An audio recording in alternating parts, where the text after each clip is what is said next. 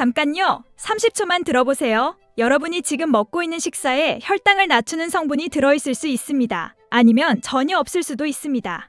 당뇨약의 핵심 원리가 뭔지 아십니까? 혈당을 낮추는 겁니다. 그런데 그 효과를 음식이 낼 수 있다면요. 오늘 저는 여러분에게 특별한 목록을 소개합니다. 혈당 상승을 억제하는 채소와 버섯 10가지. 단순히 건강에 좋은 채소가 아닙니다. 각각의 식재료가 어떤 성분 때문에 어떤 메커니즘으로 혈당에 작용하는지 과학적으로 설명해 드립니다. 이걸 알고 먹는 것과 모르고 먹는 건 다릅니다. 알면 선택이 달라지고 선택이 달라지면 혈당이 달라집니다. 오늘 끝까지 들으시면 마트에서 장을 볼 때 다르게 보이실 겁니다. 시작합니다. 본론으로 들어가기 전에 딱 한 가지 개념을 잡아드리겠습니다. 이걸 알아야 뒤에 10가지가 제대로 들립니다. 혈당이 오른다는 건 혈액 속에 포도당이 많아진다는 뜻입니다. 그러면 췌장이 인슐린을 분비해서 혈당을 내리려 합니다. 이 과정을 음식이 방해하거나 도울 수 있는 방법은 크게 3가지입니다. 첫 번째, 포도당이 혈액으로 흡수되는 속도를 늦추는 것. 식이섬유가 바로 이 역할을 합니다. 소장에서 당이 흡수되는 속도를 물리적으로 늦춥니다. 혈당이 천천히 완만하게 오릅니다. 두 번째, 인슐린이 더 잘 작동하도록 돕는 것. 마그네슘 같은 미네랄, 설포라판 같은 항산화 성분이 세포의 인슐린 수용체를 더 민감하게 만듭니다. 세 번째, 인슐린과 비슷하게 직접 혈당을 낮추는 것. 가장 극적인 방법인데 여주의 카란틴이 여기에 해당합니다. 자, 이 3가지 메커니즘을 머릿속에 두고 지금부터 10가지 식재료를 들어보세요. 훨씬 더 잘 이해되실 겁니다. 첫 번째는 여주입니다. 여주는 열대지방에서 자라는 쓴맛의 채소인데요. 당뇨식품으로 수천 년의 역사를 가진 식재료입니다. 여주의 핵심 성분은 카란틴과 폴리펩타이드 P입니다. 카란틴은 세포가 포도당을 더 잘 흡수하도록 돕고 동시에 간에서 포도당이 생산된 걸 억제합니다. 인슐린과 거의 같은 방식으로 작동하는 겁니다. 그래서 여주를 천연 인슐린이라고 부릅니다. 폴리펩타이드 P는 식물성 인슐린이라고도 불립니다. 구조 자체가 인슐린과 유사해서 체내에서 인슐린처럼 작용합니다. 두 번째는 돼지 감자입니다. 뚱딴지라는 이름으로도 알려져 있죠. 돼지 감자의 핵심은 이눌린이라는 성분입니다. 이눌린은 탄수화물이지만 우리 몸의 소화효소로는 분해되지 않습니다.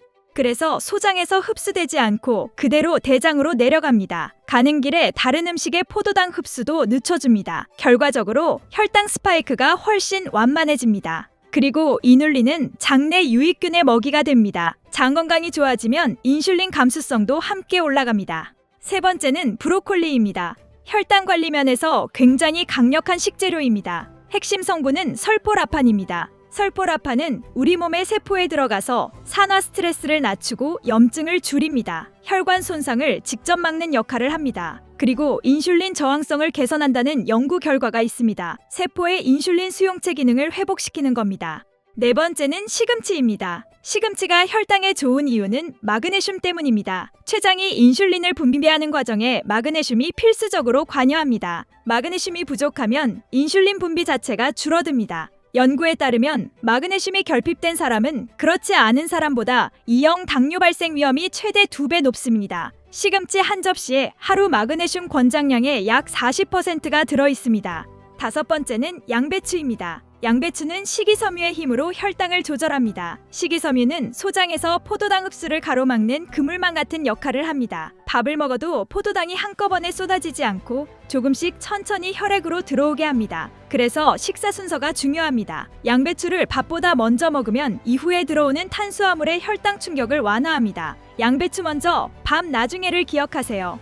여섯 번째는 케일입니다. 케일의 강점은 루테인, 비타민C, 비타민 K 같은 강력한 항산화 성분입니다. 이 성분들이 몸의 산화 스트레스를 줄입니다. 당뇨합병증은 만성 고혈당 상태에서 활성산소가 혈관과 신경을 손상시키며 생깁니다. 케일의 항산화 성분은 이 활성산소를 중화시킵니다. 혈당이 높을 때 생기는 손상을 막는 든든한 방패가 되는 겁니다. 일곱 번째는 청경채입니다. 청경채는 낮은 칼로리와 낮은 당질, 높은 영양 밀도가 장점입니다. 100g의 칼로리가 13kcal밖에 안 됩니다. 비타민 A, C, K와 칼슘, 철분이 풍부해서 당뇨 환자에게 오기 쉬운 영양 결핍을 채워줍니다. 발양을 줄이면서 포만감을 유지하고 싶다면 밥 대신 청경채로 볼륨을 채우는 전략이 매우 효과적입니다. 8번째는 우엉입니다. 핵심 성분은 이눌린과 팔미트산입니다. 이눌린은 포도당 흡수를 늦추고 팔미트산은 인슐린 분비를 자극하는 효과가 있습니다. 흡수 속도를 늦추고 인슐린을 부르는 환상의 조합입니다. 식이섬유 함량도 매우 높아서 혈당 조절과 체중 관리를 동시에 잡을 수 있습니다. 9번째는 표고버섯입니다. 비결은 수용성 식이섬유의 일종인 베타글루칸입니다. 베타글루칸은 소장에서 젤처럼 뭉쳐서 포도당이 혈액으로 흡수되는 걸 물리적으로 막습니다. 마치 소장 안에 필터를 설치하는 것과 같습니다. 당질 흡수가 느려지면 췌장이 급하게 인슐린을 쏟아낼 필요가 없어집니다.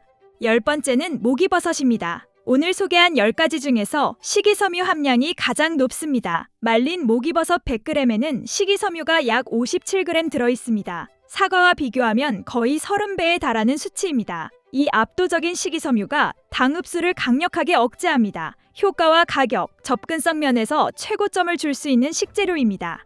오늘 소개한 식재료들을 어떻게 먹어야 효과가 극대화될까요? 첫째, 반드시 채소와 버섯을 밥보다 먼저 드세요. 순서만 바꿔도 혈당 스파이크가 최대 40% 줄어듭니다. 둘째, 메커니즘을 조합하세요. 혈당을 낮추는 여주, 흡수를 늦추는 모기버섯, 합병증을 막는 브로콜리를 고루 섞어 먹는 것이 효과적입니다. 셋째, 조리법을 신경 쓰세요. 브로콜리는 살짝 익히거나 생으로 드시고 모기버섯은 말린 것을 불렸으면 영양 밀도가 더 높습니다.